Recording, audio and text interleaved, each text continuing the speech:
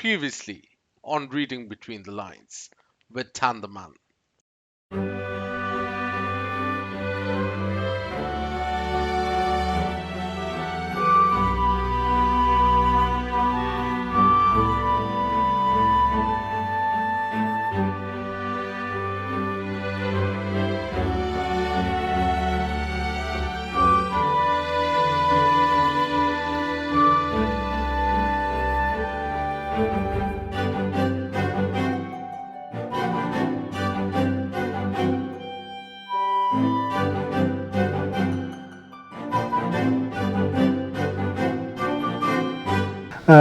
I'm saying like we have companies which are ahead in the curve like Netflix, Amazon Prime, right? And so I'm saying we have some catching up in terms of technology to do in some places, but in the last 1 year that I have been here, actually we have caught up quite a bit.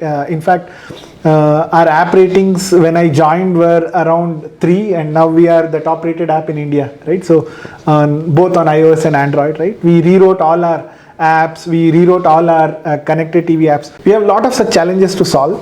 The other thing very unique for us is that compared to the West, India has a very different kind of audience. So majority of our audience consumes our content on mobile, right? Yeah. And in that also Z has a significantly more audience on in the Hindi heartland and in the regional India side, where the kind of devices they consume are slightly better than feature phone kind of thing. So just to give you an example, right, like say between the portrait mode and the landscape mode, right, a lot of our users consume it in portrait mode, and we just could not make out why they would consume video, and the reason was that a lot of them are consuming the content while at work, right? And for example, there is a sari salesman sitting in a shop.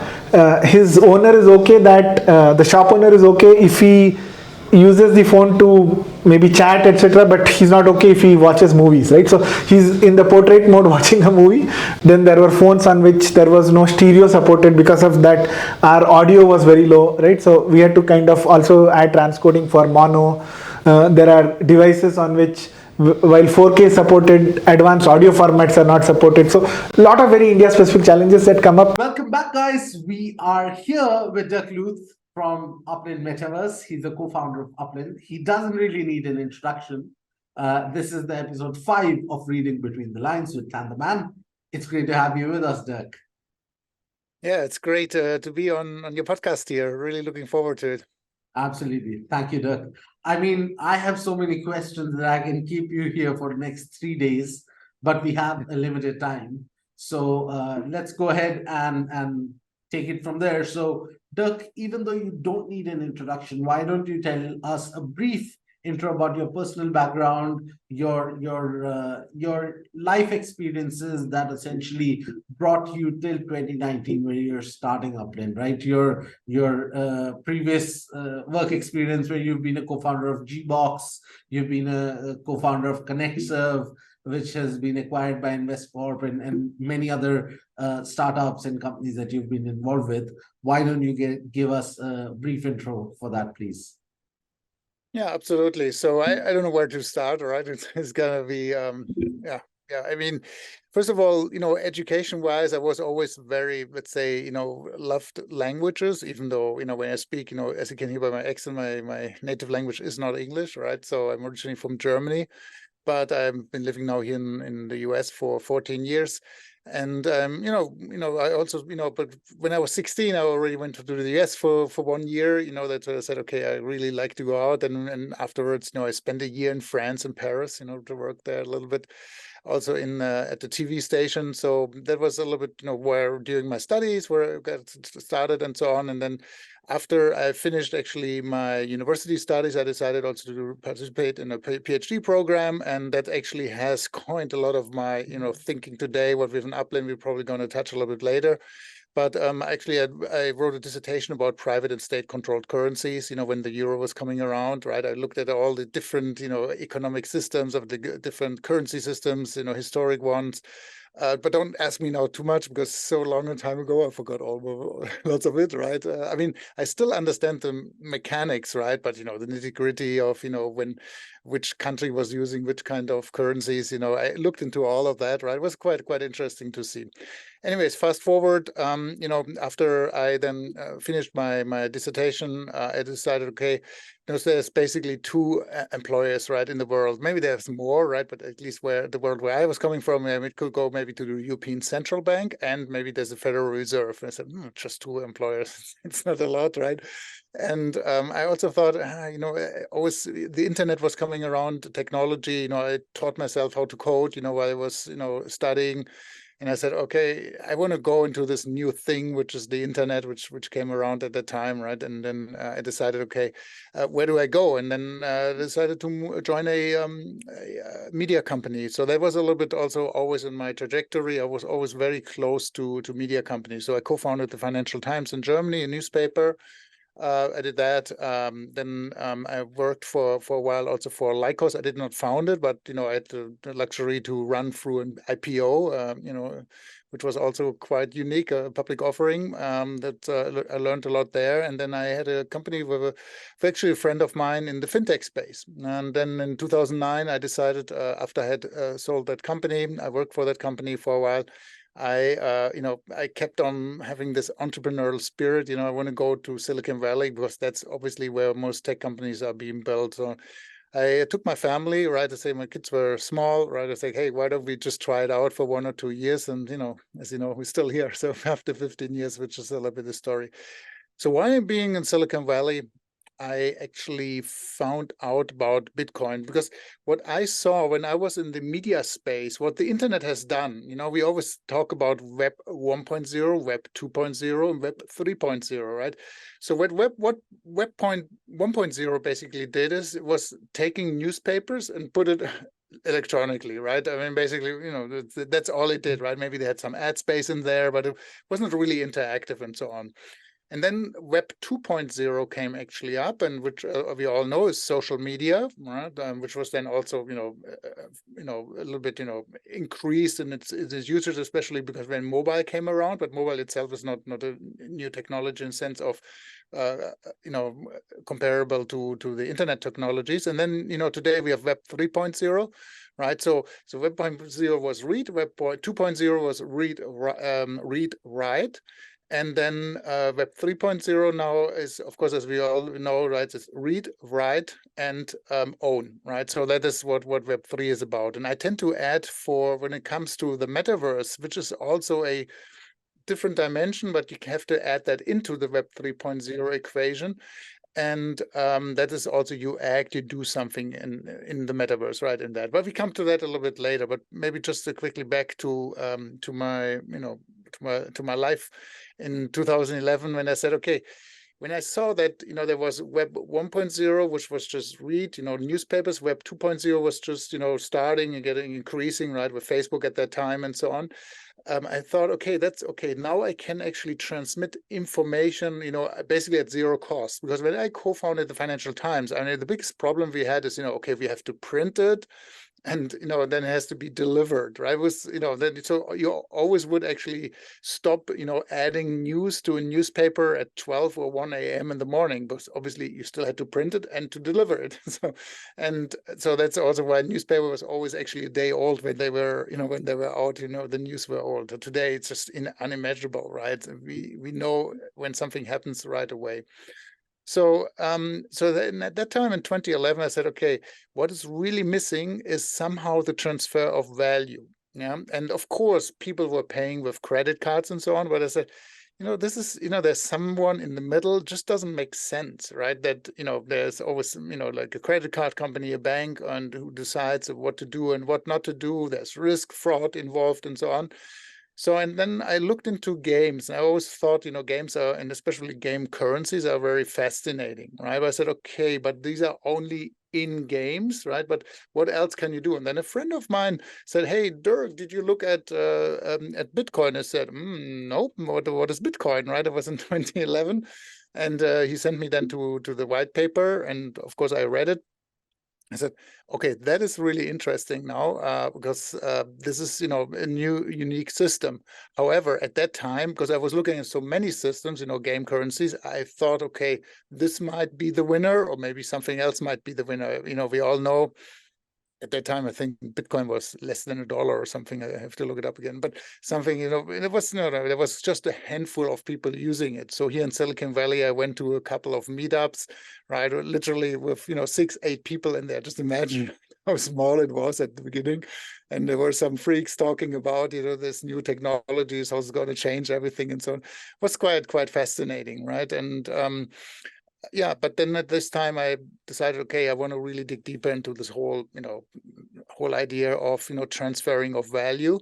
And at that time, we developed also a new technology together. I acquired a patent portfolio at that time together with my other 2 co-founders, and we also worked on a technology even before Ethereum came out. We solved double spending, for instance, also.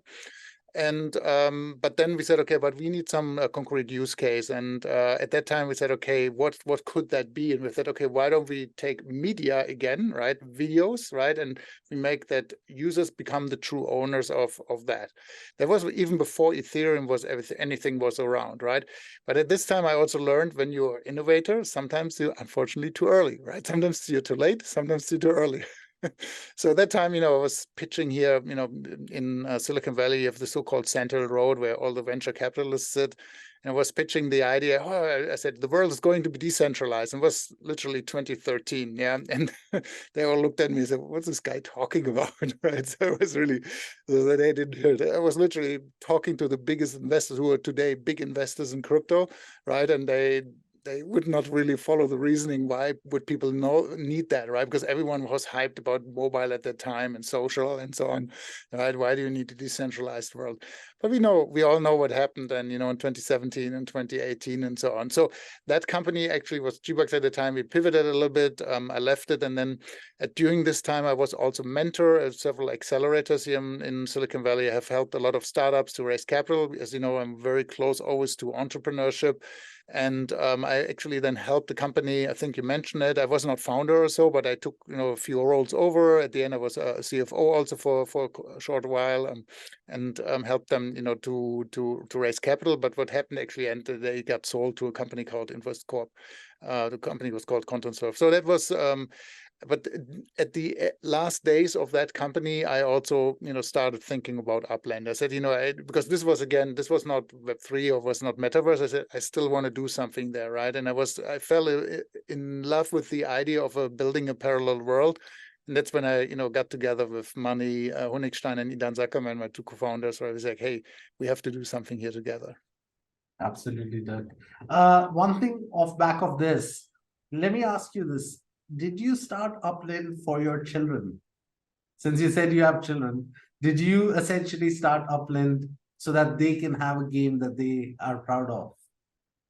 Yeah, first of all, I mean, they're proud of me now, right? That dad does a game, right? Of course, children, normally, I don't want to be, not offending everyone, but, normally dads are working in banks, and kids they don't understand what their parents are doing, right? I mean, maybe they understand with their teacher or so, right? But if they tell him I am vice president of whatever, or whatever, then it just it's a little bit difficult. So when I told him, hey, I'm going to do a game, and this game is very similar to Monopoly, right? Right. And actually, I was also a little bit inspired by them, and not just me, also Mani and Idan as well, by the game of Monopoly, because they also have kids in the same age, right? And we all played Monopoly. I don't know if you you were playing Monopoly. I did. You did, right? Yeah. Everyone played. I never met anyone who does not know Monopoly, right? It's just because I think every parent gives it to his children to learn about capitalism, how to play, and so on. So we were inspired by our kids, right, in a certain way, because they kept on playing Monopoly. Sometimes I joined them, yeah, and I said, okay, there's really something to that, right? And there was always the idea of Upland. We want to use concepts or things, because that was my learning from my previous startup, because we were so early and we were trying to force technology people were not ready for it. And we said, okay, when we want to build Upland, it has to be something what resonates with people. When I say, it's like Monopoly, the real world, and blockchain, people say, oh, I get it, right? I don't need a lot of time to explain it, right? Because when you look at other blockchain applications, sometimes they're so complex and so hard to understand what they really want to do. And with that, it's a very, very easy value proposition. Absolutely. And talking about Monopoly, if people have read your white paper, it started as Upland started as a monopoly, internet monopoly, right? Today, Upland has pivoted from that position. Can you talk a little bit about that? How did you pivot, and what are your aims now from Upland versus when you wrote that white paper? Yeah, so first of all, I don't think it can be called a pivot in this case, because obviously when you do a pivot, you do something, you create maybe a football app and then you become a B2B service for, I don't know, restaurants owners or whatever, right? So that's a pivot for me, right? Upland has actually never pivoted, and that's a very rare case. As I told you, I've helped so many startups, and try to, contribute, to their success. And so Upland from day one, because what you can do today, that's actually how Upland started. So when we launched our closed beta in 2019, it was all about buying land, right? That's what monopoly is. I mean, monopoly is a bit different because you're buying streets, right? But you collect the streets, the same colors, and you can build on those properties and so on. So as you can see, there's similarities, right? Because at the end of the day, we are also very close to the real world, what's happening in the real world. So that has never been gone away. But the very early days in the closed beta, the way actually it worked is, when we launched Upland in June 2019 in closed beta, we had one press article out in CoinDesk, and we had a wait list. And the article was out, and immediately we had, I think, 2,000 or 3,000 people, on the same day coming onto the wait list. It was quite much more than we had. And all we've had is a little bit of land in San Francisco, right? And then we actually have implemented only PayPal. There was no Apex around, right? Our in-app currency. Yeah. So what we did is actually we did let in, each day 10, 15 new users, right? And then we opened up, like 30, 50 new properties in Upland. But we did that manually because obviously it was very early days of Upland. We haven't built out everything at that moment. And the only way people were able to buy that is using PayPal. So there was no Apex. You had to buy it directly. So that's how it started, especially in the closed beta, because we wanted to try out, okay, is this whole idea working? Do people want that, right? And or should we do something else? Do we have to maybe pivot, right? Absolutely. But the success we had with this little group of people was so great already, and then of course when we opened up the the beta in January 2020, but that's how it got started. Absolutely. And there are a lot of rumors within the community that the first player to ever mint a property walked up to you guys in an exhibition and bought the property in cash. Is that true? And who was it? That is actually not true for the first. I mean, we had at the exhibition, we had some people from the Bad Crypto podcast approaching us, right? And that's actually, I think, where Dizzy, he's a famous player in Upland. Also, he actually saw us for the first time. But the first property obviously was minted by ourselves, actually by Idan, right? So that is because obviously we had to try it out, right? So, but we sold that property, right? So that was the very first property. I think today it's owned by a player called Thank Me Later. So he bought it, but that's the Genesis property, and it was minted. What was it? I think 6th of June. Hopefully, not mistaken. Yeah. 2019. Absolutely. Well, moving on, we have a lot of questions. I don't want to keep talking a lot about history, but let's talk about OMA 3. You're also the chairman of Open Metaverse Alliance 3, OMA 3. What is it? What are you trying to do? And if you could just talk to us a little bit about that. So maybe to go one step also back, when I did this company in 2013, 2014, I always had the idea so that we are in a paradigm shift. Today, when you look at Web 2 world, basically the platforms, they're in control of everything. The users are the products. You probably heard that, or it has been said many times. I always envisioned a world where we say, okay, how about we change that paradigm and we put the user of everything at the center of everything, right? So and the user can go from one platform, from one world to the other. And so. And then I saw, we started, we launched in 2020, and we saw a few other, metaverses coming around, right? And of course, you had then, the question is, are these metaverses, you already had, Fortnite, Roblox, and so on, but these are more like walled gardens, they also called metaverse. I'm a little bit skeptical whether that's the right term for them, because I think metaverse must be open, and open means it's user control. That's what I think it should be, right? So me as the user, I mean, that's the ultimate vision. I'm in control of my assets, of my data, of my identity. So, and this is something when when was it, in late 21, I was on a on a panel discussion with I think Sebastian Bourget of Sandbox. I wonder who was Baptiste Samidian was there from Space.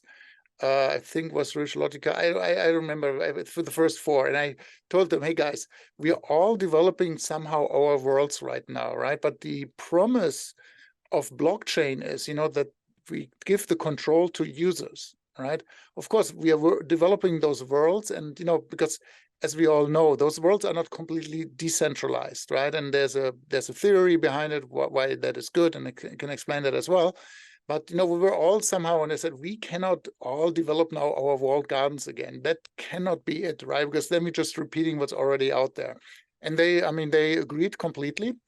And then we put ourselves together and we said, okay, why don't we start an alliance where we work together, where we, as a vision, want to empower the users to be in control and to be, and actually in the driver's seat of everything. Yeah, and that's the ultimate, mission of OMA 3, is to enable that the users will be able to move from one world to the other with his assets, with the identity, with his data, and so on, right?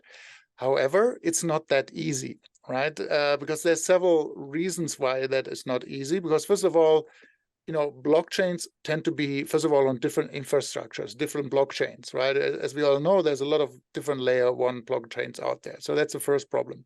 Second problem is then there's different visualizations of the worlds, right? If you look at Sandbox, it's those voxel graphics as such, it looks completely different than what Upland has, right? And then you have the super AAA game with, almost real world types of graphics. So there's always, so these are the problems. Then you have the assets themselves, right?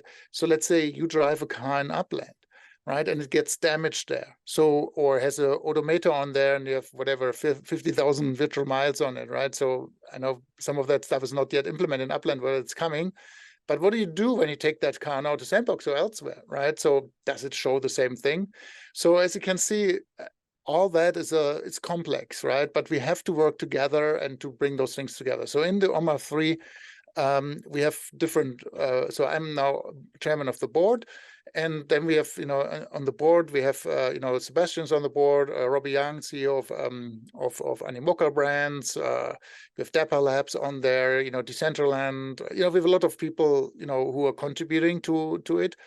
And so what we want actually is, to create those work groups, and we have several work groups, and those work groups are called, for instance, asset transfer group, right, where we ensure that assets can be transferred. Or one is called the portaling group, because also one vision is, you go through a world and then there's a portal and you jump through it and then you're in the other world, right? So actually, we have seen quite interesting demos already. So which is hopefully coming one day, right? It's complex technology, which things which need to be solved. And so that's what we have to do. It's actually, we have when we announced it, we had about 1,000 companies who have registered. We have a little bit then, I think less than 30, members or sponsors right now. And if someone wants to join, right, but it can have to be a company to join, right? It's www.oma3.org. And we're working also together with other standards organizations. One example is the MSF, Metaverse Standards Forum, which are, let's say the big tech guys who are involved, like, NVIDIA, Kronos Group, Microsoft is in there, and a few others, right? And we're going to work together with them as well. We have this liaison agreement with the idea to do things together, which is not blockchain related, right? So maybe file types and, certain things which is completely independent of blockchain, and which is not our core competence, but is where we have to work with them together. Absolutely. Dirk, you said that a lot of the other metaverses are here as well, right? In OMA 3. One of the biggest issues that you face in other metaverses. And one of the reasons, not the only reason, but one of the main reasons why Upland is so successful is because Upland has integrated traditional finance. You can use your debit card, you can use a credit card, and you can use a PayPal.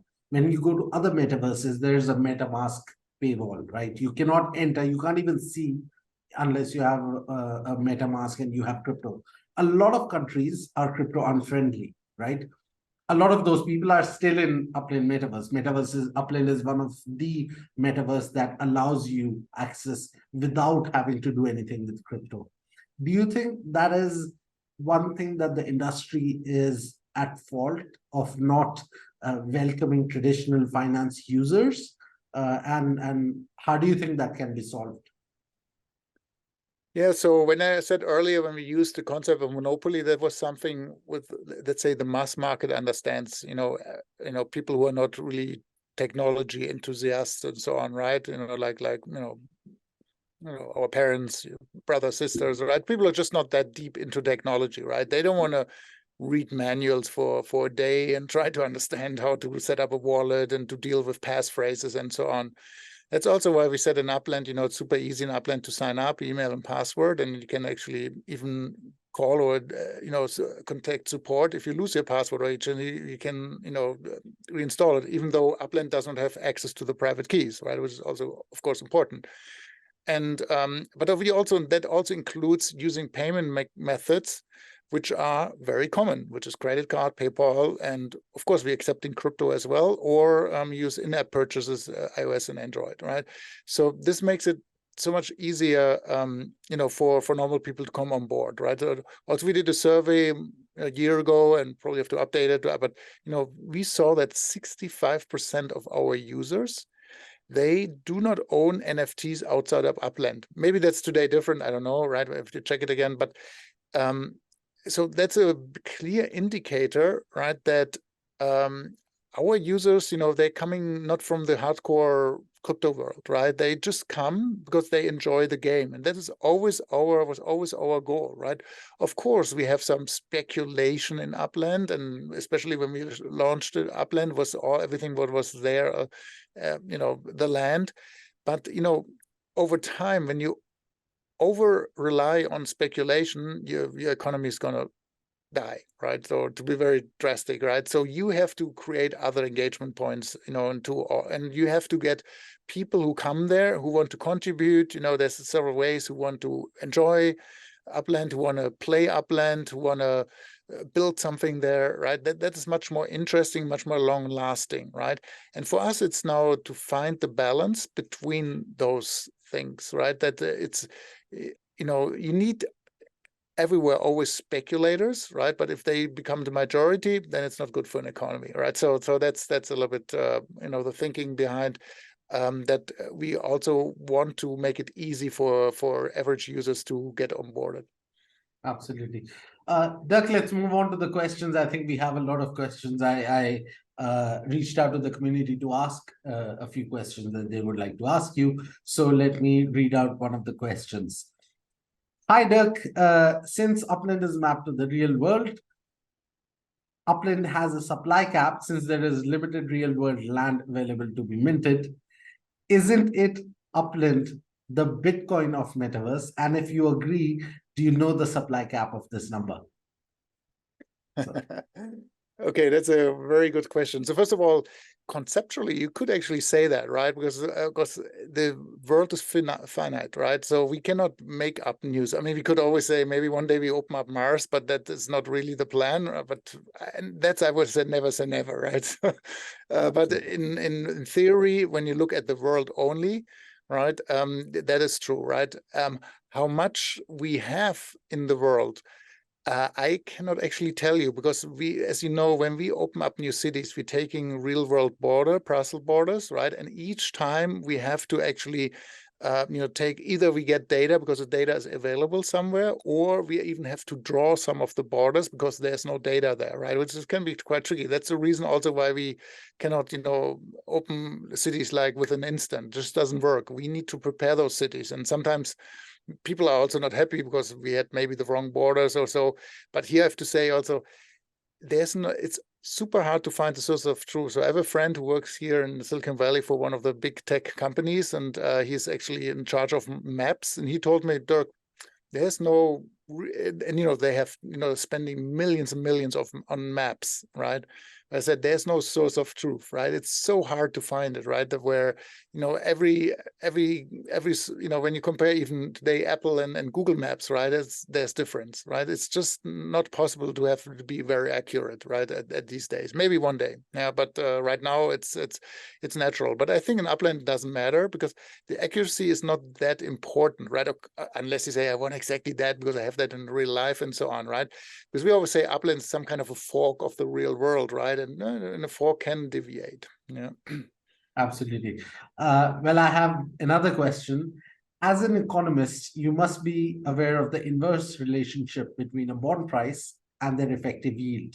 When the interest rate goes up or down, isn't Upland land yield mimicking the principle? And in a falling future yield environment, how will Upland ensure that land prices maintain this said negative correlation? Think about it. So I don't think you can compare it really to the bonds also, right, in the logic, right? So it's because the way is the bonds basically the interest is the price you pay or they pay, right, to to give out money, right? So it's a little bit different. In our case, it's actually it's a different mechanic. So in the real world, when you buy land, right, normally you buy land and then it just sits there. No one gives you money. So the only way you make money from your land in the real world is by when it appreciates in price, right? Of course, it can also go down. Yeah. You make money in the real world when you build something on that land, right? You build a shop or manufacturing plant, whatever, right? And then you add context or content to that land, right? And because then you're creating value, but you need the land in order to build something, right? And by the way, this has to do with all the, I'm an economist with all these 4 factors of production in life, right? And land is one factor of production, right? And that's why we need to have it in the metaverse. When we built Upland, right, as you know, we built from day one, we had what is called a minimum viable product, or we launched something and we constantly add new features. When you think about today of AAA games, those who maybe play, Grand Theft Auto, so they know and how much pain they feel, how long it takes until the next release comes out, right? In AAA games, they can take 5, 7, 10 years to develop. We've chosen actually a different route. I mean, eventually Upland's some kind of a AAA game in the future, right? I tend to say we're not there yet, right? And we launched a minimum viable product, right? Which already has some utility for some people. It was more on the speculation side of what I mentioned before, right? But now we're increasing more and more features and we're casting more and more features into it, right?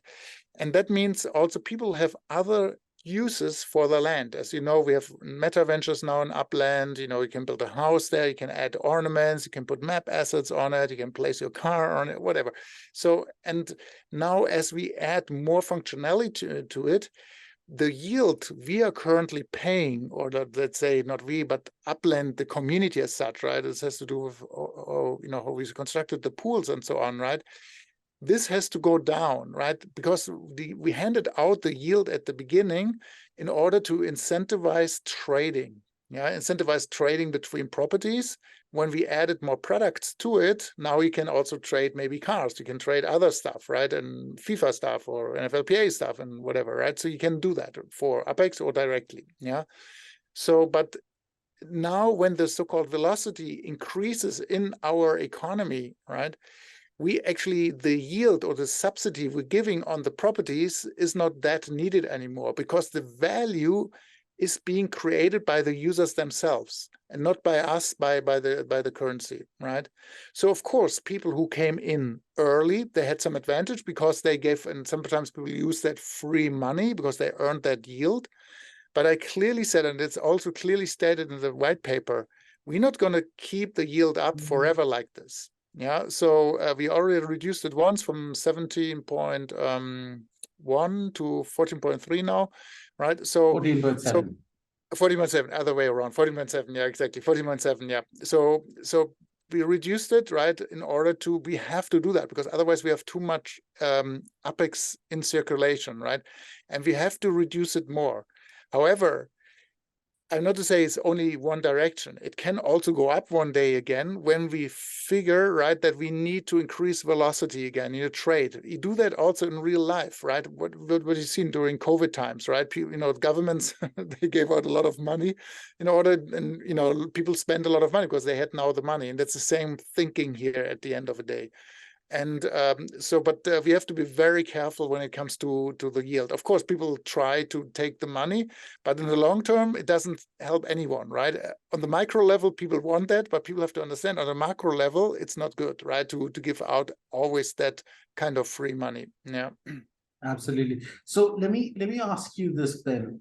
Is the yield going to go down within this coming financial year?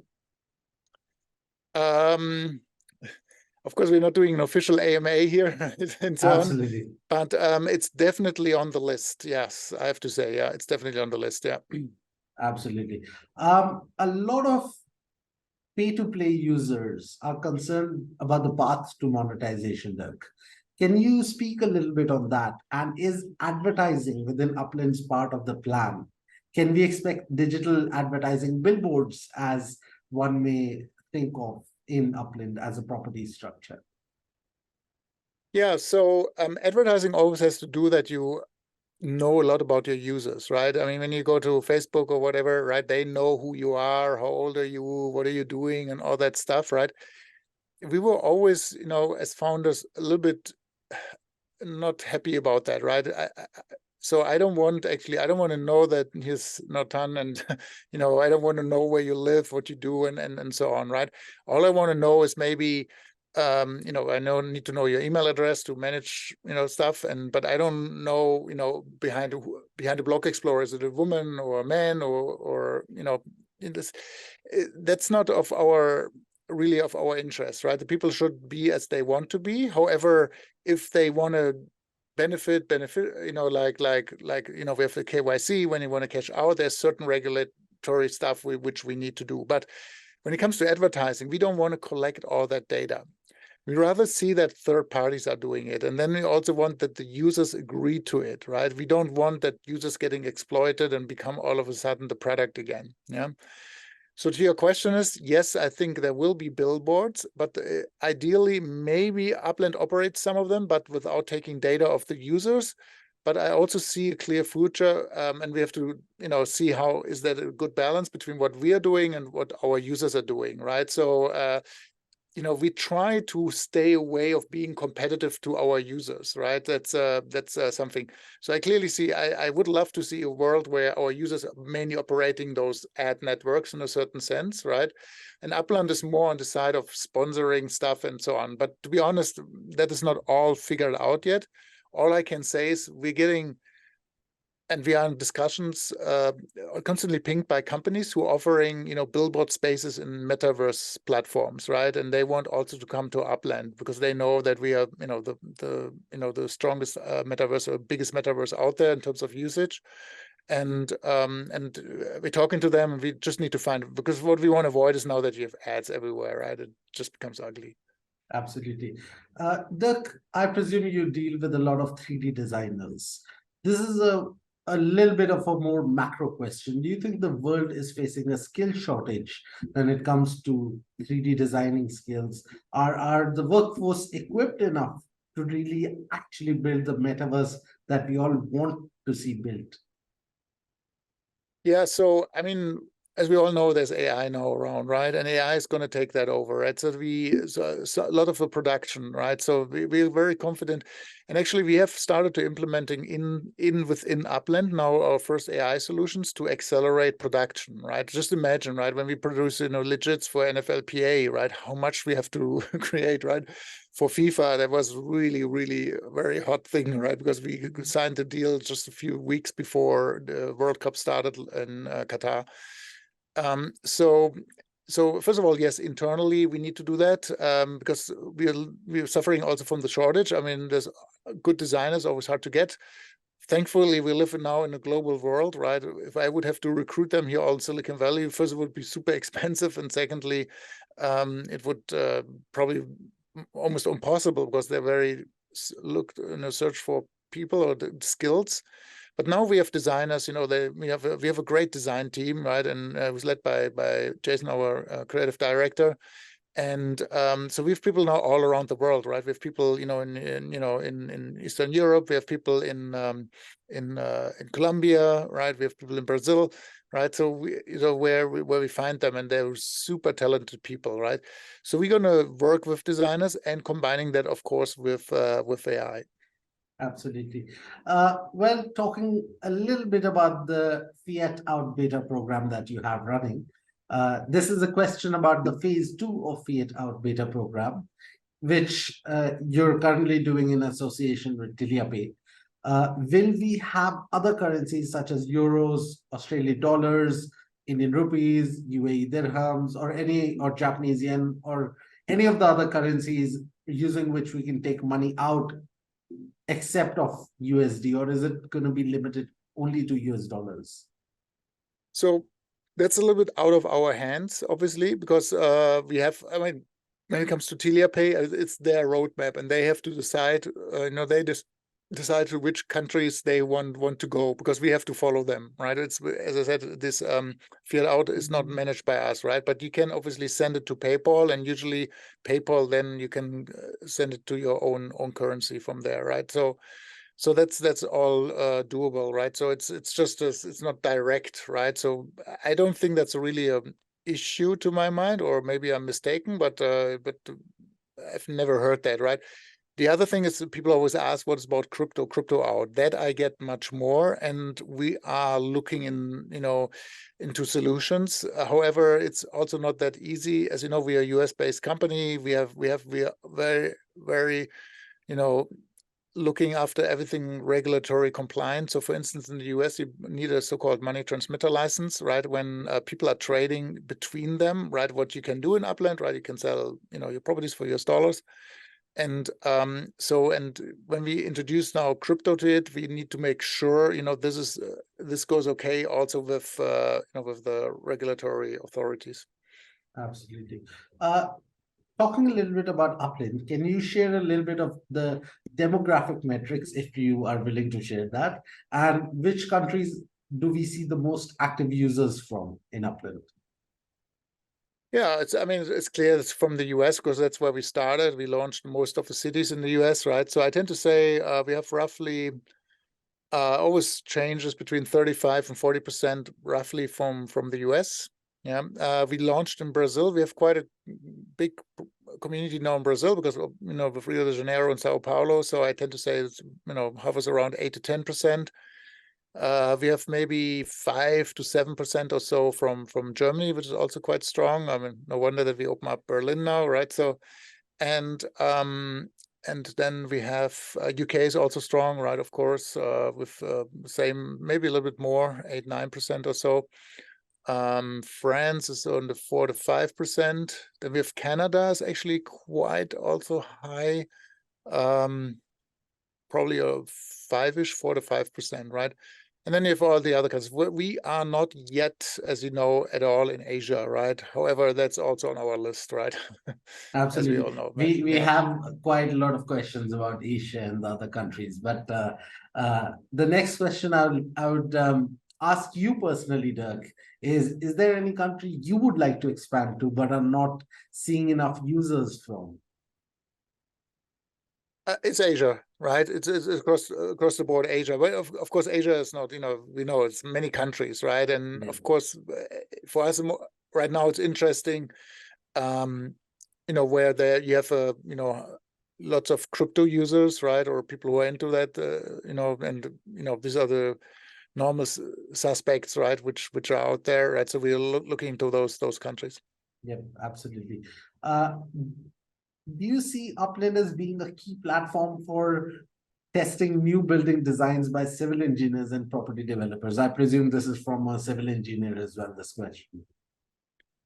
Look, Upland, as we know, we position it as a super app, and super app means, we want people to build on top of Upland whatever they want, right? So, and all I can say is, yes, sure, right?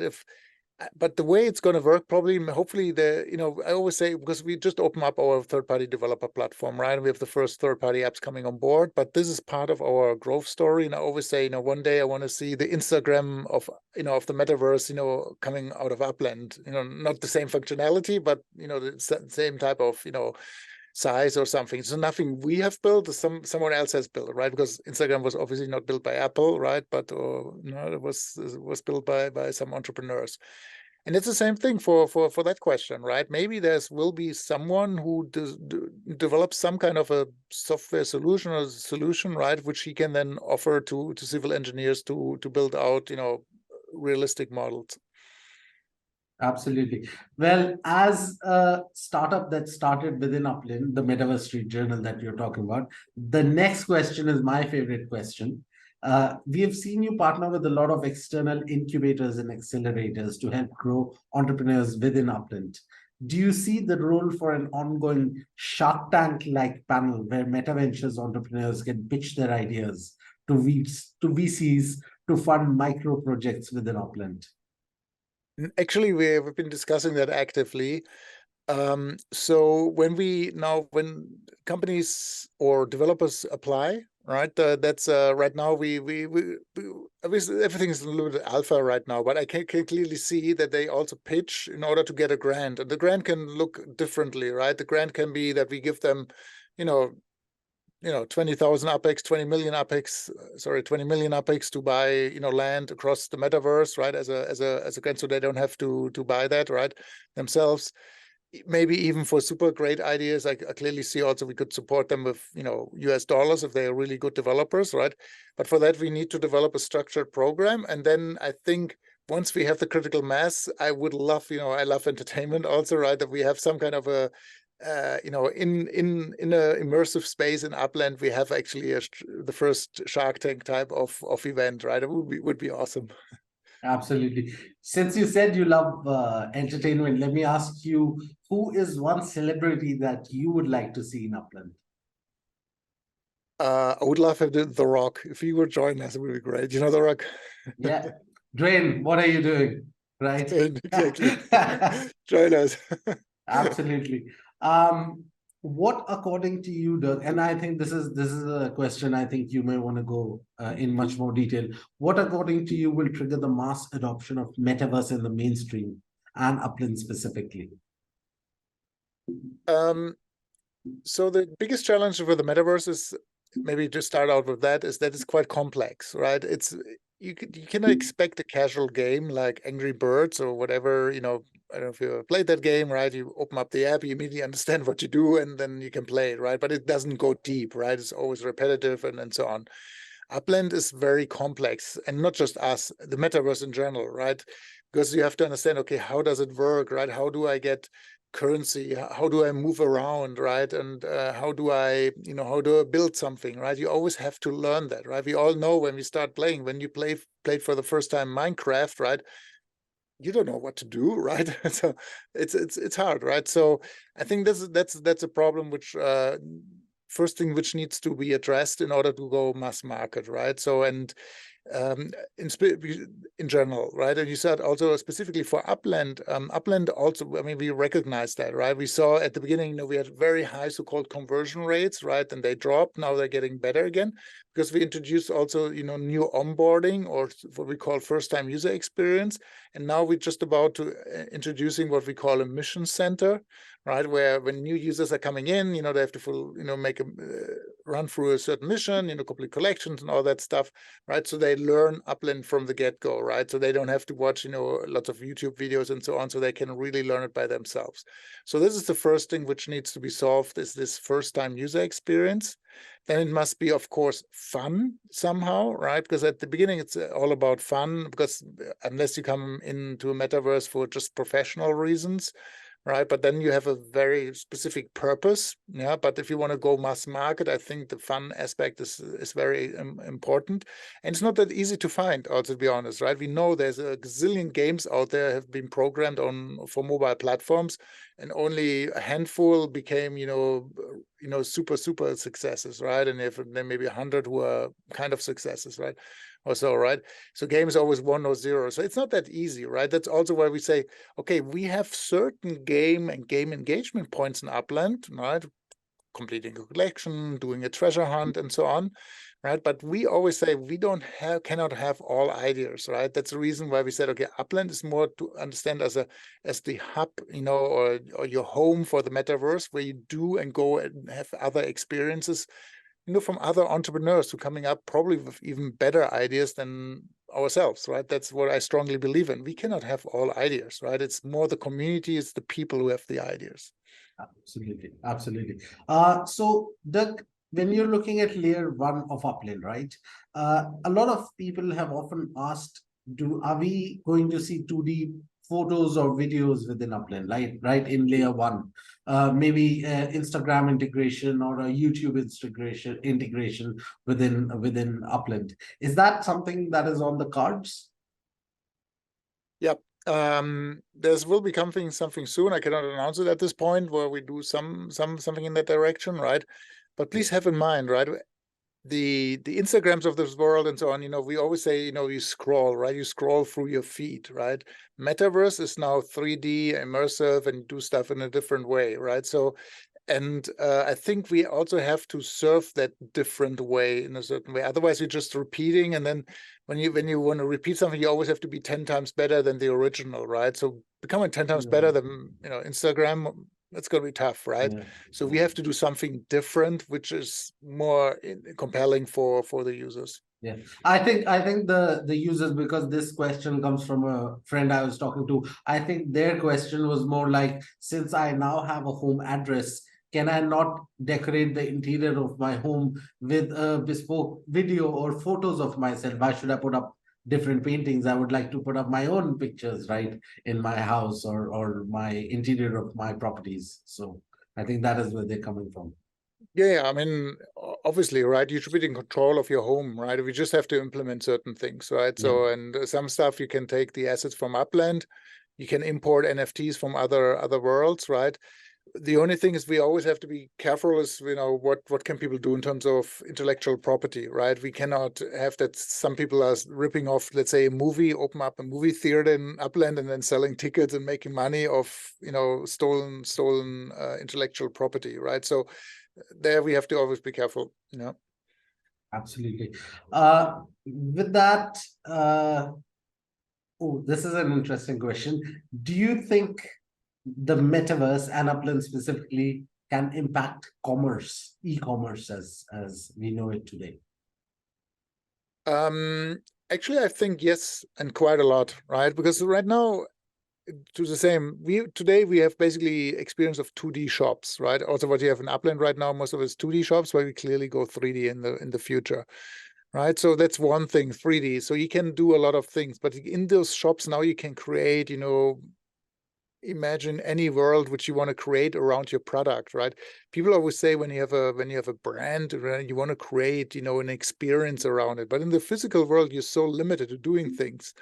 Right now you can go and create, around one product or product suite, right? Lots of interesting experiences, right? It can be, that you have to maybe to complete a mission in order to get to a product, right? And or you maybe have to go through, through certain, enigmas. I don't know, stuff like that, right? So you can imagine that the whole commerce is going to change. Also in context, when you add now AI in there, now you have people who are, advising you, and tell you, okay, how to interact with the product and so on.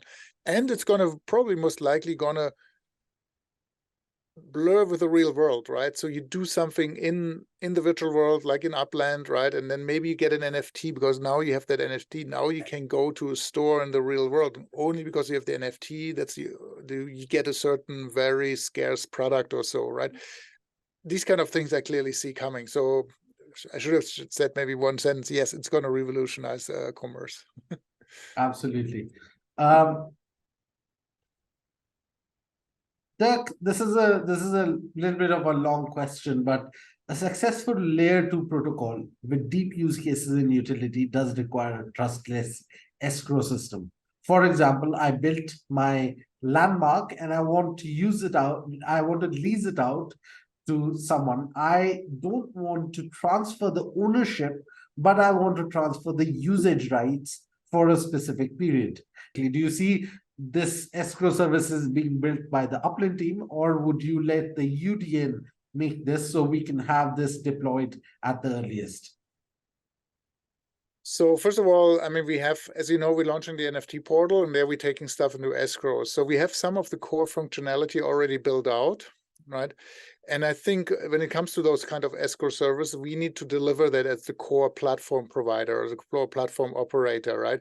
However, there might be certain aspects of that escrow services, maybe where third-party developers can come and build maybe a refinement of something, right? Which I don't know what Perhaps the smart example could be at the contracts moment. or the terms or whatever it is. Yeah, on but the we want to escrow. provide those. I think we need to provide those core services also, especially Yeah. to ensure security and so on, right? So there's a lot of detailed questions, but it ties into, yes, we're going to have renting one day in Upland. We just have such a full roadmap, right? I mean, that's all coming, right? Because obviously you want to rent out your car, you want to rent out your apartment in Upland, right? So all these things, we need to think about how we're going to do that. But the thing is, people always, of course, they wish we would work faster. Yeah, but we're building so much foundational structure, right? So we can then use some of those features. I just mentioned the NFT portal. Some of those features we can use then in renting and so on. So that, which makes it quite compelling, right? But first of all, you have to really, build the streets in order so people can really drive on, right? And it's unfortunately takes a while. Absolutely. I think this is a question from our crypto lovers. Will we be able to store our Upland and other NFT assets on hardware wallets such as Ledger or SafePal ever as a cybersecurity measure? Currently, we don't foresee that. I mean, I don't want to exclude it forever. It's had some architectural questions, right? What we can and what we cannot do, right? So, but again, with the NFT portal, right, you will be able to export your goods and then you can store them on a ledger or wherever you want them, right? That's then possible, right? But the thing is, as I said, we have so many non-crypto users in Upland, right? And to make the app and everything more complicated for them wouldn't serve them. Yeah, so we unfortunately you have to find again the right balance here, right? And right now we clearly have the tendency, hey, we want to really serve average users who don't want to deal with all that, right? But we give those crypto fans, aficionados, the opportunity to export their stuff, and if they really want to say, hey, I want to have my landmark now on OpenSea or in my wallet or whatever, right? Then they can do it, right? Absolutely. I think this next question is addressed to you personally, Dirk. If you could affect one positive change in humanity overall, for example, Mark Zuckerberg connected the world, Steve Jobs helped address digital access, what would you at Upland aim to contribute to humanity as a whole? Good question. I would love to say that I have helped to contributed that we have created a new land of opportunity. Yeah. So what I mean with that is, because obviously, the real world, sometimes is not fair, right? For several reasons and so on. And but we give new chances for people to do new kinds of jobs, right? Even though they live in maybe places where it used to be very hard because they just had local restrictions because they couldn't do certain things. And now with the metaverse and especially with Upland, they get this chance, that to become a virtual entrepreneur and make money for them and for their family, for their living. Absolutely. You said that you want to expand to Asia, Dirk. Is there any specific country that you would like to expand or are looking at right now? Yes. Would you like to name them? Not at this point. Okay, all right. Do you think there is a role for services like an Instacart or an Uber Eats within Upland, where a player does not need to leave Upland to place an order for the same? So they can be playing Upland. Perhaps there's a Meta Ventures which is owned by Instacart or Upland or Uber Eats, and you can just place your food order or whatever from within Upland itself.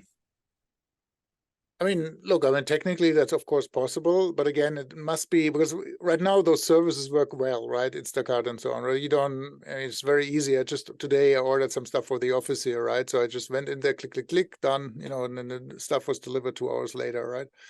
So that's enough convenience, right? So if we do this kind of service, has to be something special or has to be different, right? But hopefully there will be entrepreneurs coming up with a great idea here, right? As I said, right, it's not all us having the ideas. We want other people to have those ideas. Absolutely. I think this is a question that we got after the recent earnings cap that was introduced, right? Is Upland fundraising for another funding round? And if so, can you share few KPIs or OKR metrics of Upland with us? Okay, there's a lot of questions in there. So the yield cap has nothing to do theoretically with our funding. The yield cap is one part of our instruments of monetary policy, right? When you are, because Upland acts a little bit like a central bank, right? Even though there's this word central in there, right? The no word, Yeah. right? In a certain sense. But you know, when I said we were going to reduce the yield, you know, maybe this year, right? One other thing is, you know, and also to incentivize the people coming back is the yield cap, right? Because, you know, when you just, you know, you go and you come back 2 years later, right, then you have not engaged. And we want people to engage in Upland, we want them to contribute, right?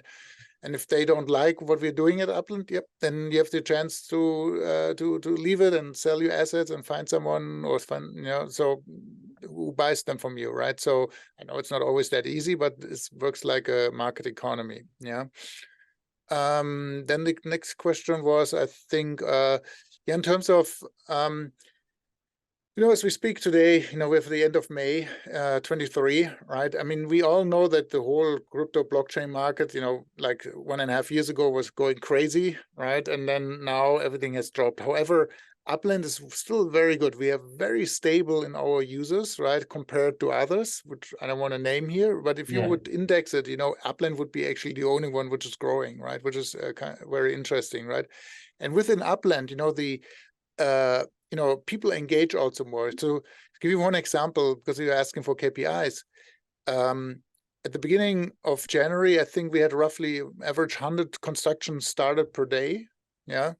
And now I looked it up, you know, in April, we actually surpassed 300, right? Which is actually great news, right? So you see, there's more people engaging and doing more stuff. And that's exactly what we want, right? They're not just there to you know, to be sit idle and just to collect earnings or just and, you know, speculators are normally in the community always the loudest, right? Because obviously, you know, and you have that not just in Upland, right? When you look at what's happening in the crypto space and so on, right? And, you know, then everyone is others' fault when something's not happening or whatever, right? But it's believe me, we are here as Upland to build, you know, an open economy. That is our ultimate goal. You know, Idan and I, we always state that, right? And that is very important. And the open economy works like any market economy, right? That's what we are, right? So, and prices are going up and down. This is happening, right? It's just a normal market, right? So, and we cannot change that, right? Because otherwise we need to subsidize it. If we would subsidize it too much, then it inflates and then everything crashes after a while, right? So unfortunately, sometimes you need to be harder, right, in order to, you know, have a long time perspective. Absolutely. Since you talked about Asia, Dirk, let me also add Africa to that and talk about Global South per se. We all know that selling land for $10 in, say, the Western world may not be that big of a thing, but $10 in Africa or Asia or the Global South per se goes a longer time, right? Do you think Upland is trying to target them in a way where you can have a huge impact in terms of the society, whether it be through income inequality or whatever that is, in the developing world using the Web3 technologies? First of all, you know, when you look at demographics, you know, when you say, you know, like Middle East, right? The average person in Middle East, I think, or the UAE, I think I heard just recently is 30 years old, right? In the US, it's 37. In Japan, it's 40 something, right? So, and especially in Africa and Middle East, we have a lot of young people, right? And young people are always very energetic. They have new ideas. They want to try out new things, right? So I think it's going to be quite interesting. And actually, this again, the whole experiment, it's kind of an experience we're running here, right? So you have, let's say, the old world, right, who have a little bit more money, right? But then you have the other world who is a little bit more dynamic and innovative, right? And the best thing is that we can bring those worlds in a certain sense together, right? And that also implies then, okay, what does it mean for pricing? And as you know, like you see that already today, Brazil is much cheaper than Manhattan or whatever, right? So we have to adjust that, right? But that's going to be very interesting to see, right? That because you saw that also in other games, right? That people maybe in the Western world, right, they have more money but no time, but then maybe in other worlds they have more time or more ideas, right? And somehow they're coming together, and that's what I think is super exciting. Absolutely. Okay, I think this question was done when we had the whole SVB debacle. But in the wake of SVB collapse, I must ask, are your banking risks adequately diversified between a few banks? They are. Yeah, we have multiple banks. So it's but it's you know, that's a problem with, in general, with banks, right? So that's the reason, you know, Satoshi came around with Bitcoin, right? Because we had the financial crisis in 2008. And, you know, very often banks, you know, the way they work, you know, with the interest rates and, you know, that they have to refinance, you know, when they give out money and so on. So it's a risky system, which can have a system failure, right? So in general, I mean, of course, right? If the banking system fails, right? Of course, Upland is also going to be touched by that. Anyone's going to be touched by that, right? So it's tricky, right? So that's also why I believe that in the future, hopefully, we'll have more decentralized version of finance, which then I think will be over time more stable than centralized versions. Absolutely. I think this is a question from a entrepreneur in Upland. What are 3 technologies or use cases within Upland as a layer 2 protocol you wish the UDN developers created in the next quarter? Next quarter? Oh, wow. Or I mean, you can take it longer if you want, but I think that's how they worded it. So first of all, I mean, we have a little bit bias towards games because games are always engaging users and so on, right? So that's something, you know, that's what I would love. So entertain people.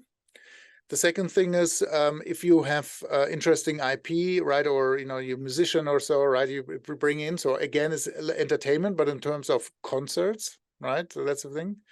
Third thing is everything around creating interesting environments, you know, when we launch in cafes and so on, right? About, you know, that they are not getting, you know, because Upland's a very, in general, very positive community, right? That we keep that, right? Where people have, you know, interesting, you know, they meet new friends in the metaverse together in those cafes. And so this whole socializing is also something.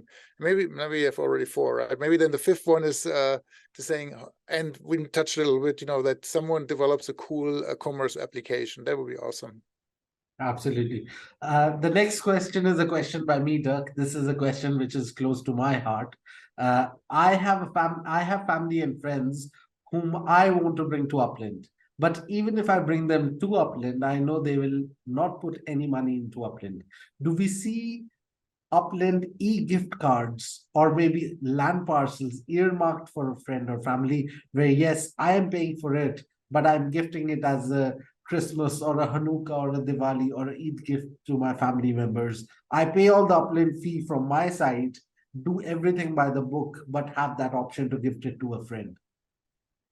Yeah, gifting is absolutely a thing, right? Which we need to do. As you know, we can now send UPX to each other, right? So that's already possible in the game, right? But I also see, because sometimes, you know, when we have a QR code, right? When you know, people take a picture of that QR code, you know, sometimes we have that on advertising, and then they can sign in and they get a higher UPX bonus, right, when they sign in. So we just need to develop this additional functionality, right? I mean, it would be great, right, that you now get gift cards in supermarkets, right? And people say, hey, you know, get the first property or something in Upland. We always wanted to do that. One of the many things on the roadmap. Hopefully we see that soon. The next question is something where you have the free reign to think and talk as much as you want, Dirk. Where do you see Upland in the next 10 years? So, I mean, as you know, we were very strong on mobile first. So we are the only blockchain game really you can play on your phone, which is good. But of course, there will be new devices coming up. I don't know when this podcast here goes live, but there's big rumors now that Apple might release some device, right? I Or have a not. question related to that. So, but anyways, Upland's going to be device agnostic, right? We're going to be there so that people can whatever, they have different entry points then. So for sure, that's what it is. But I tend to say one more on the abstract level. I always say I believe that Upland one day is going to be your daily companion, right? Depending on what you want to do, right? You do something part of that in Upland, right? It can be having fun, can be socialized, or it can be commerce, right? Or something, Yes. right? So I clearly see that. Where you don't have to think about it. It's just your best friend who's with you. Yeah. Right. Moving to the next question. Do you think that there is a possibility for Upland to work with big tech? Yeah, of course. So look, we in Silicon Valley, of course, we're talking to some of them, but I always have a feeling we're still too small, right? Because as you said, it's big tech, right? And when especially when you're a small company, right? When you start working with big tech, they suck you in because they have so many demands and so on. I think we're not at the point yet at this moment, right? So I think we need to develop Upland a little bit further next, 2, 3, 4 years, right? And then we probably eventually, when we have also critical mass, they will come by themselves. Because right now it's more that we want something from them as they want something from us, right?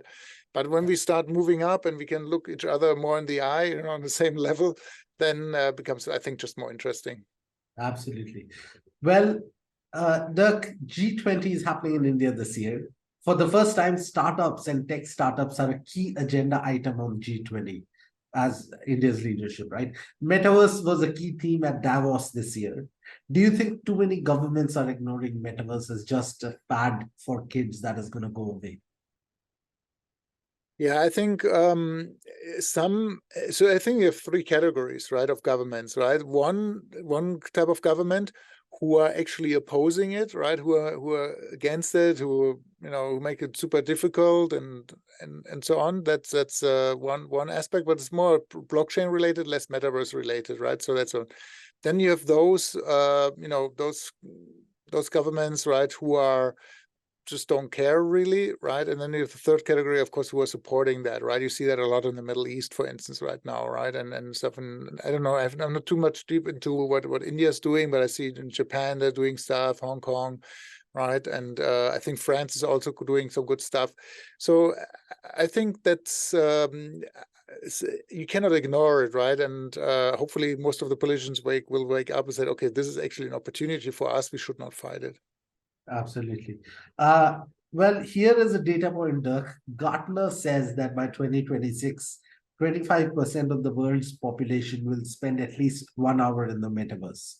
PwC says metaverse will grow from a $45 billion in 2022 to $830 billion in 2028, with a CAGR of 43.3%.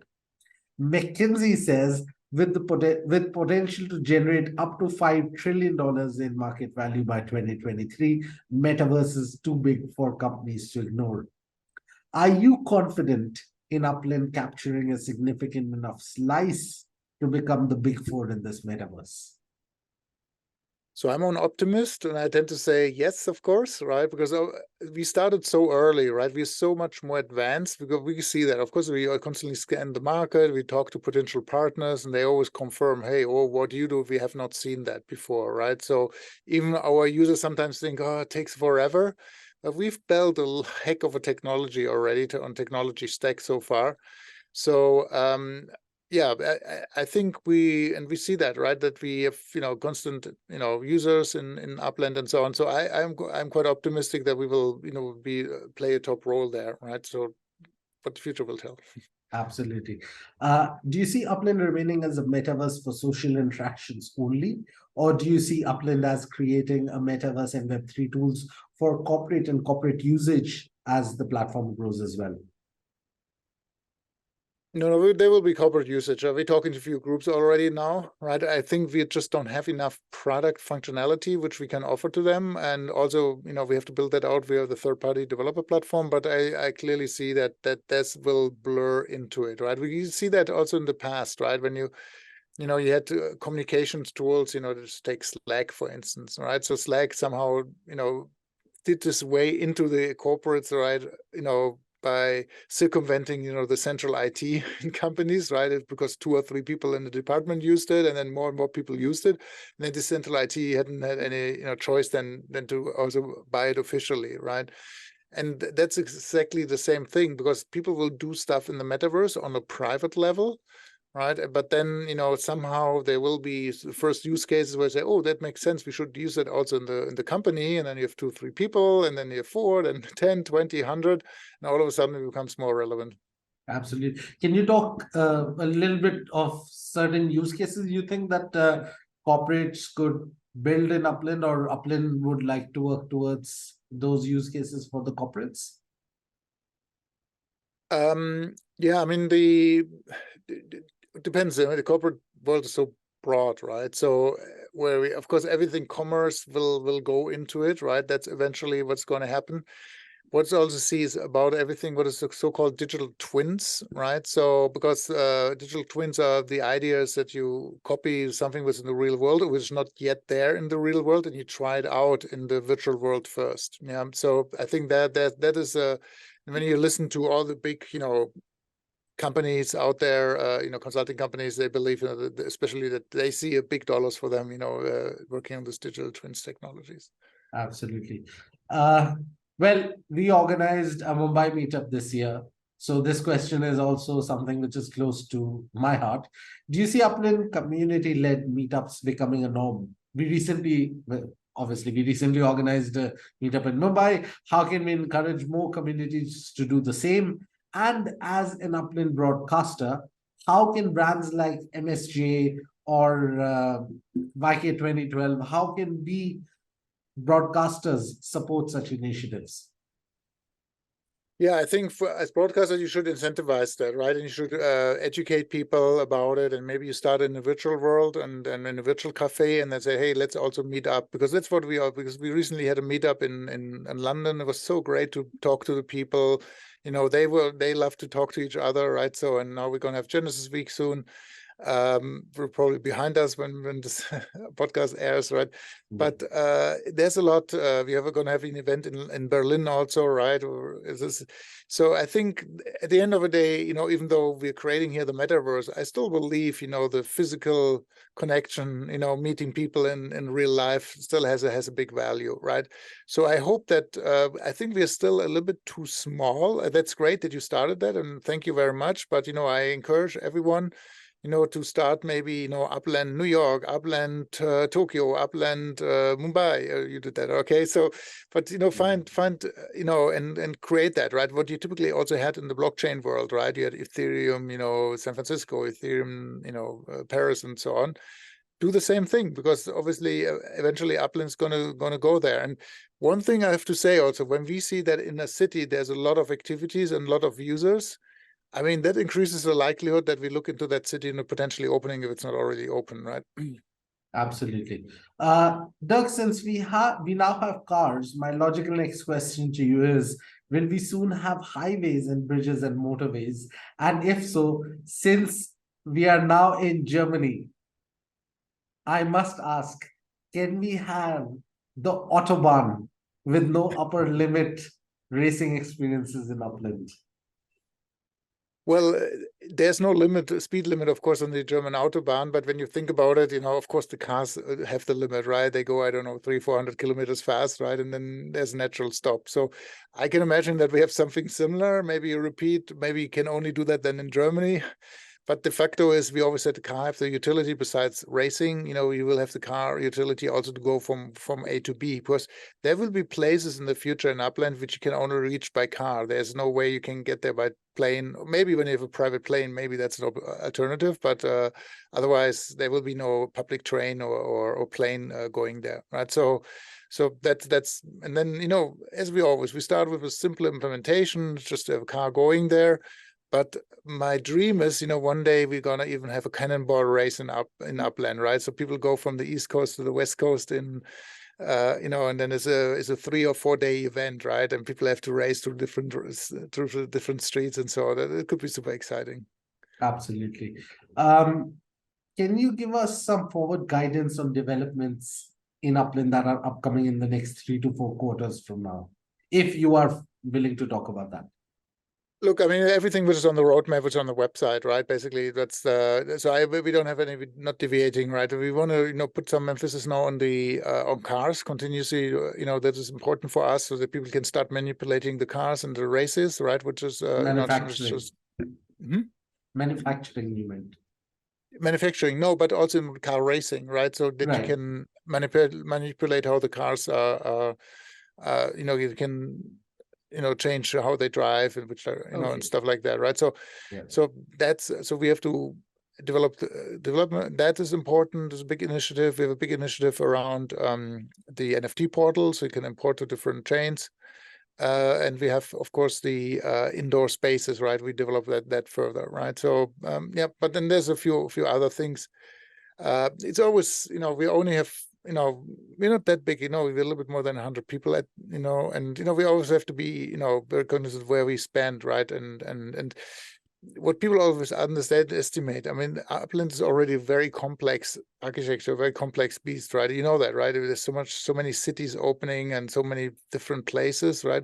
It's not going to get easier to manage, right? To say it like this. And so we have to be careful how we grow, right? We know that we're doing sometimes mistakes. They're super annoying and we don't like to do them, right? But it's also because of the complexity of the application. Yep, absolutely. Well, Dirk, since you earlier talked about the rumors, let me then ask you this question. The same time that Upland has its own Genesis Week, Apple is doing a WWDC in California, Worldwide Developers Convention, right? It is rumored that we're going to see an AR headset by Apple. Upland is already within the Apple ecosystem by virtue of being on the App Store.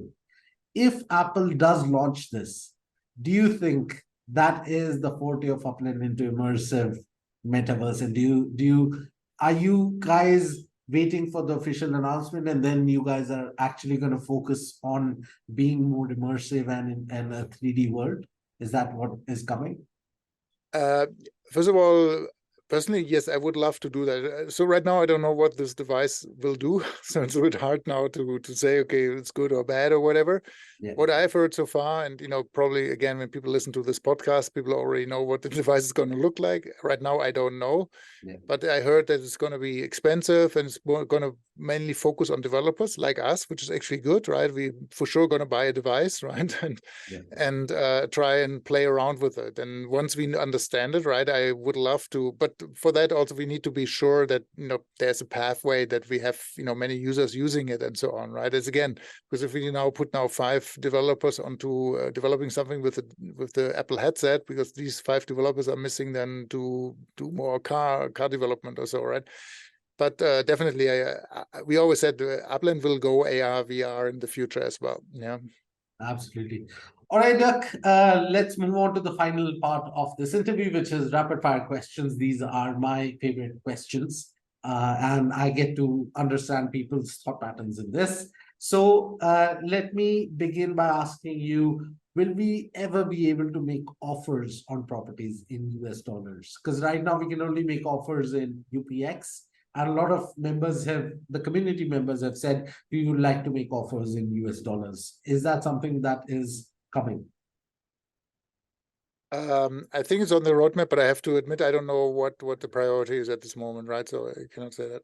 Absolutely. According to you, is there Spark inflation? Do too many people own too much Spark? Okay, we can now define what is actually inflation, right? I tend to say there's maybe a big supply, right, on the market of Spark, right? But if you have but that's not too bad, right? Spark is not like a utility currency, and it's not about it's about that you use it to build something, but it's not, sorry, not utility. I mean, in the sense of it's a resource token, right? So the idea is basically that you go and place it somewhere in order to build something, or you go to one of the exchanges with a third-party developer, right? And you can stake it, and others can then use it, right? So I don't see it as critical when there's too much Spark or so out there, right? Because it's just it has a clear purpose, and then it doesn't matter if there's too much or not out there at the moment, right? It's not like all currencies which are tradable in Upland. They are not foreseen to be speculative assets. They are there to provide utility. Yeah, Absolutely. If you're looking at technology sector as a whole, is the future of immersive tech specifically from the perspective of an AR technology, or is it VR technology? So my personal opinion is I'm more a fan of AR. The reason is because VR is so immersive. You disconnect so much from the rest of the world. Maybe you do that here and there for specific reasons, especially when it's in business, right? When you want to join, a virtual conference or so, right? I see that this happening, but I think for daily use, I see more AR important in the near future. Absolutely.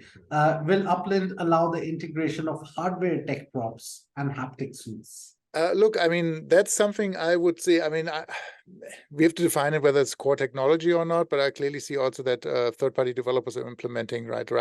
Now, we have the avatars, now we have wearables, right? Now, just imagine someone builds a virtual fashion house, right? And people can go in there and then they can wear something and then they can feel it and so on. Yeah, I see that probably coming more for third parties, not us.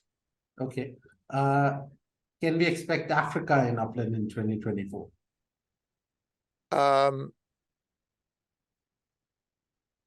never say never, right? But to be honest, I don't see it at this, not in May, but never say never.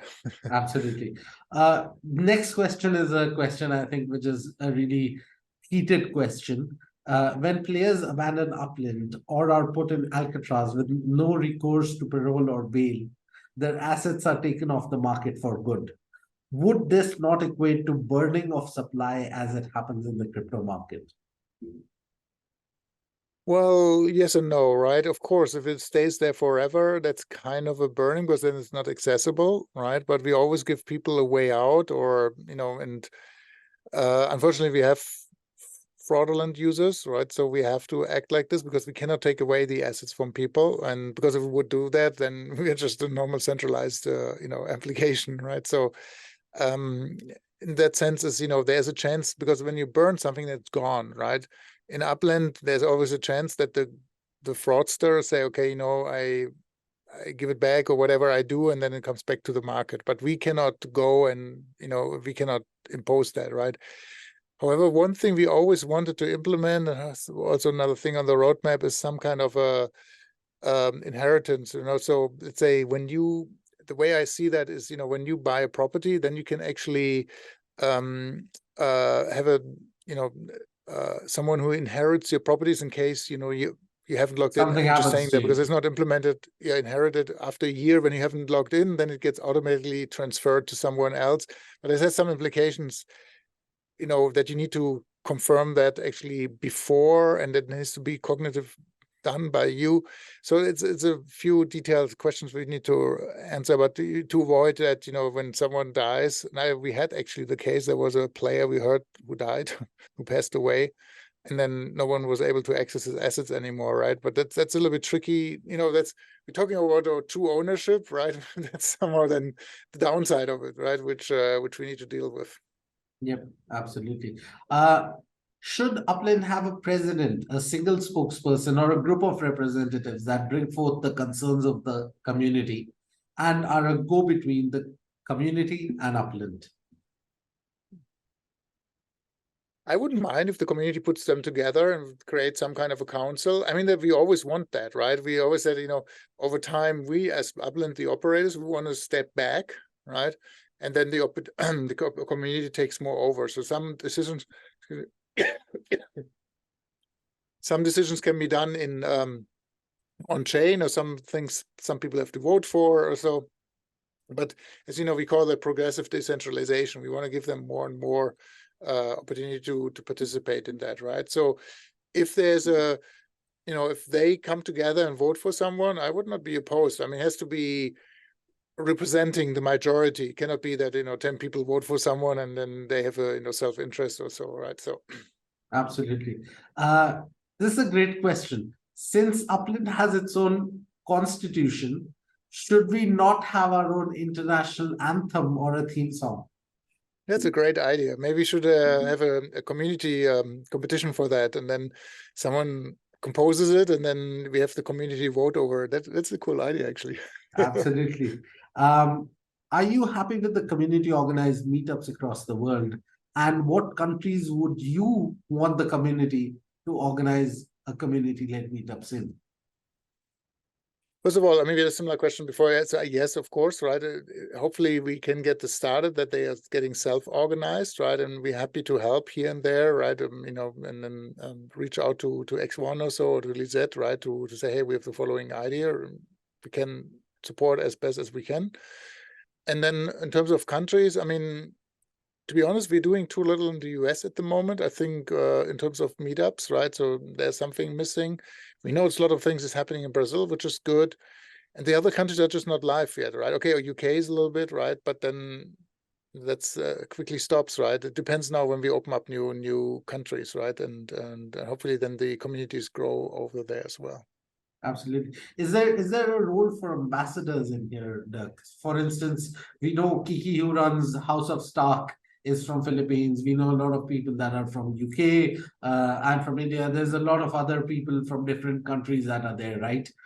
Is there a role for such ambassadors to help develop local communities, organize events, maybe lead a local group of team within that country, and perhaps even have the Upland team there that is working? Yeah, no, absolutely. And again, we will happy to help as best as we can, right? So if they can do that. Absolutely. The more time you spend in Upland, you realize you don't get everything handed to you. Everything is built for you, and you're actually having to build a lot of things on the layer 2. What is your message, Dirk, to the players that have this as a concern, and not everything is perfect on day one, and they expect to have everything perfect from day one, right? Because a lot of people say, oh, everything's not perfect. But the more time you spend in Upland, you realize that we're all building it together, right? Upland is a team project per se. So what's your message to the people? Well, the clear message is it takes a while to build, right? So yeah, so the thing is, when in 2019, 2020, I did a podcast and I said, well, Upland's not going to be ready in 22 or 23 or 24. I think it takes, to have a certain maturity, degree until 26, 27 at least, right? So that's that, and I still think that is the case. But at the end of the day, it's up to the community also to build stuff. That's the reason why we released now the third-party developer platform. And now we hope, and we see that, we have now 6-7 applications which are going to be live soon. That's quite a lot of, quite a lot of new functionality which is coming in, right? So yes, you have to bear with us, right? We're building kind of a AAA game, right, in the future. In terms of what needs to be done, and these games, as I said at the beginning of this interview, was they take 5 to 10 years. Yeah, absolutely. A lot of people want NFTs and assets that they buy in Upland to have inflation. That they want them to get more expensive after they buy. Some people feel that has not been happening lately. What's your message to that? How do you address that, Dirk? So my message is clearly it's a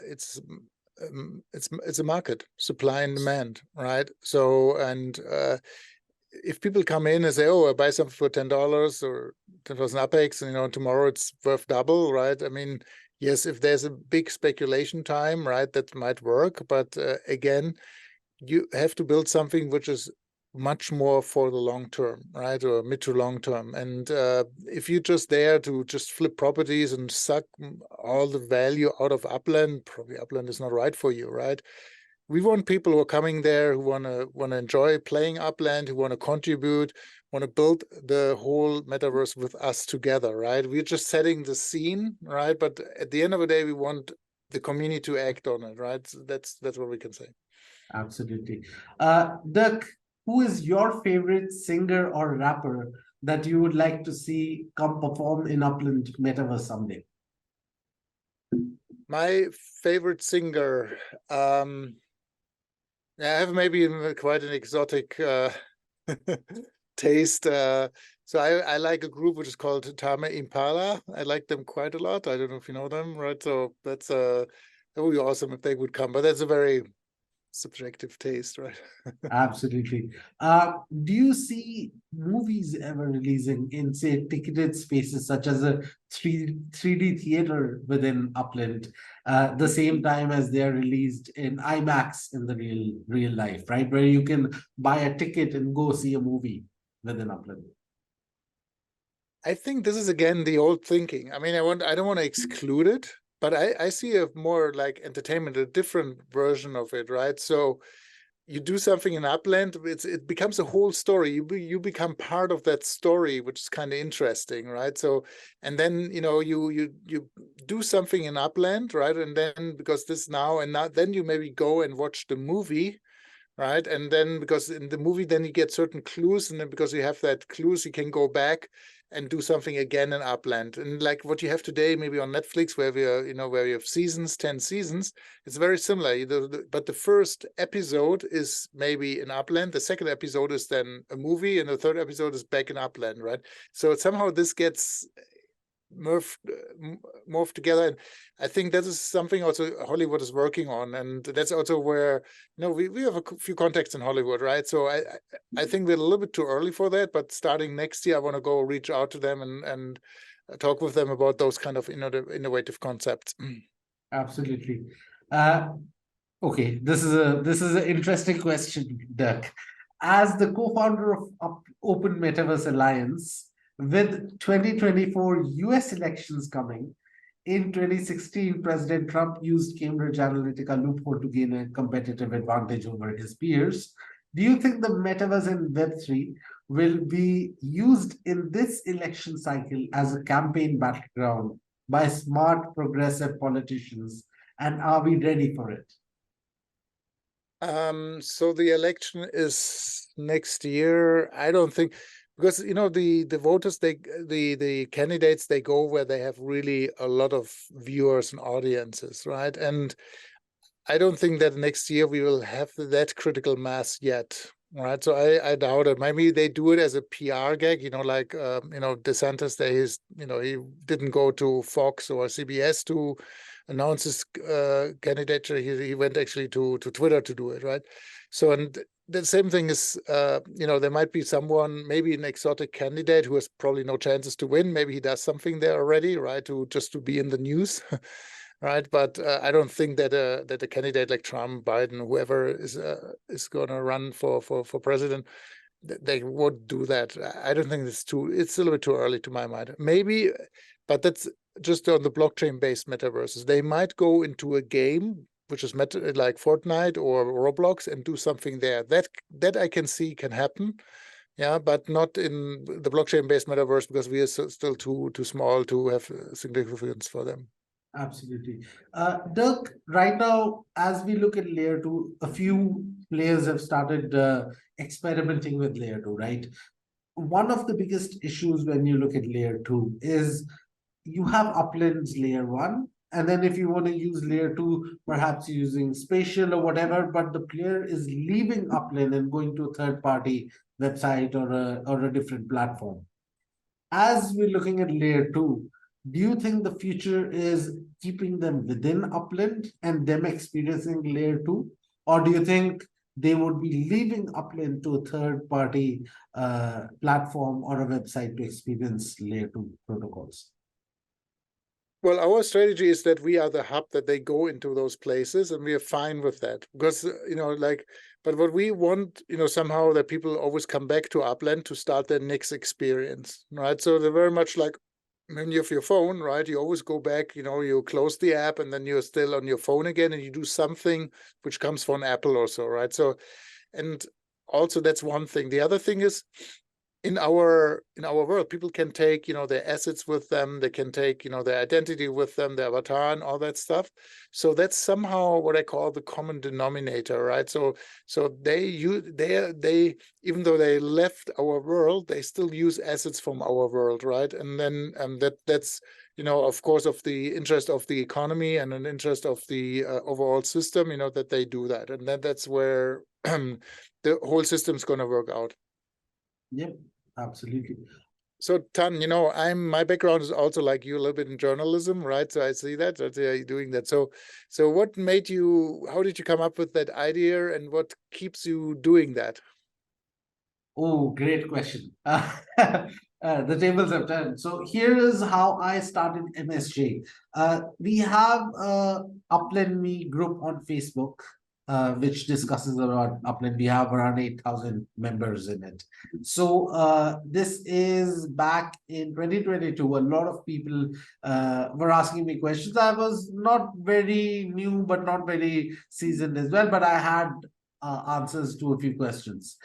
Me being from tech, I had recently just closed one of my startups. I was looking for what to do, right? And I had people asking me questions, same questions again and again. So I was like, why don't I just write the answers in a Word document? Every time someone would ask me the same question, I'll just give it to them, because that became very easy for me, right?